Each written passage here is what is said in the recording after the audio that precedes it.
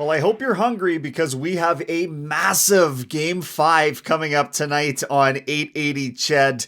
79% of teams that go up 3-2 in a series end up winning that series. So, hey, you tell me how important this one is. Important enough that we're going to sneak in a quick pregame meal, shall we? For the Edmonton Oilers, tonight is going to be about seeing whether or not momentum really does translate from one game to the next in the playoffs, because conventional wisdom would lead you to think that it doesn't necessarily, but it depends who you ask. I had the privilege of talking to Jake Wallman in a walk-off interview as he was coming off the ice following a Game 3 victory, and he said, yeah, we can ride the wave of our own crowd. Absolutely we can, momentum-wise. But you don't get that benefit, of course, heading out on the road for Game 5. You're going to have to find a way to manufacture some of your own momentum to start the game especially.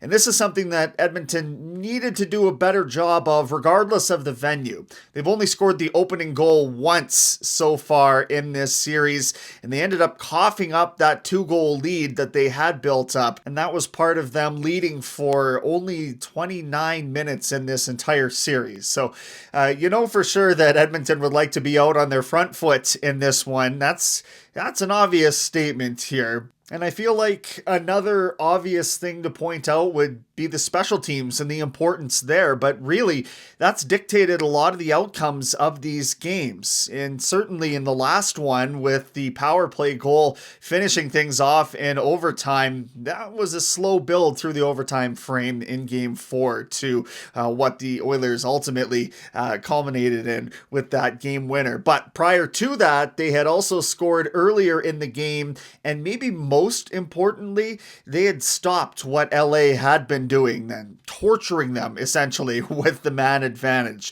Oilers have now scored on 4 of their last 5 power plays, so would you go so far as to say that the advantage has swung to Edmonton special teams? I'm not willing to go there yet, but I think it's a little closer to the mean than it was in the beginning of the series when LA was absolutely dominant. And finally, now back on home ice, I wonder about the composure that we'll see from the head coach, not of the Oilers, but of the Los Angeles Kings, Jim Hiller, who is facing a lot of scrutiny over the challenges that he has both elected to implement and then in the last game not implement, perhaps out of a gun-shy nature.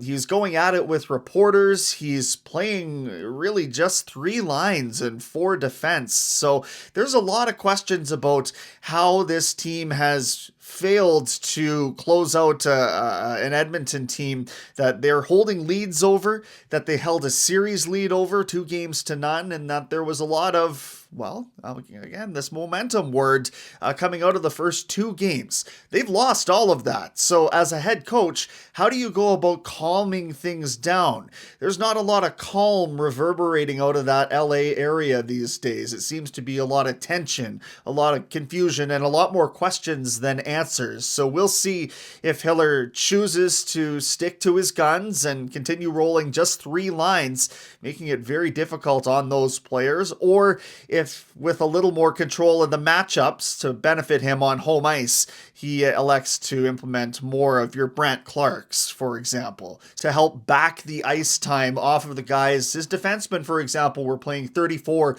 35, 36 minutes in that last game. That's an awful lot, even for having gone as deep as they did in overtime. So with all that being said, I am extremely excited for this one. Of course, it's a brand new series, all knotted up 2 games apiece. We've got coverage starting with Oilers now at 4 o'clock tonight. That'll take you right up to the City Ford Faceoff show on 880 Ched at 6. Puck drop just after 8 from Crypto.com Arena. It's Game 5. It's sure to be a barn burner. There's your pregame meal. I'm Brenden Escott.